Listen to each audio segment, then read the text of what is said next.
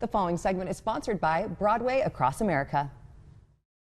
The Tony Award-winning spectacle Life of Pi is making waves and bringing breathtaking visuals and heart-pounding adventure to a stage right here in Utah. Shara Yu is here to share more. Thank you so much for being here. I'm so excited to be here. We are so glad to have you. Know this is just a breathtaking production. Tell us about Life of Pi and how you're bringing all the action to the stage. Yeah, so Life of Pi is a story about hope and resilience, and at the heart of it, it's really a story about the human spirit and the power of the human beings. Yeah.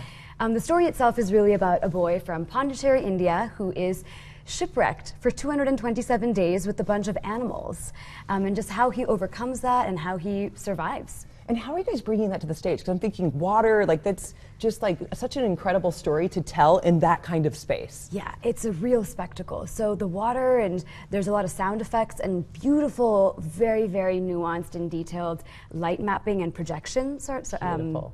Yeah, a lot of like really cool, it's a real spectacle. Just transforming the space. So no, I think a lot of people remember this from the movie. Does the story follow the movie at all? It does. So it really takes from the book and the movie, and it finds a really beautiful blend of the two on stage. Because I think in a book, things are very, very left to your imagination. Right. In a movie, they're very literal. And then in a staged version, they kind of blend the two. The perfect combo. Now tell us about your role in the show. I play Pi's sister, Rani. And I also understudy Pi. Oh, that's awesome. So you guys have been touring. You're going to be right here in Utah, but what are some of the other places you've been to? What's life like on the road? So we were in Denver just before this. We're heading to Los Angeles a little bit later, but prior to this, we were in Iowa, we were in Washington, D.C., Baltimore. Yeah.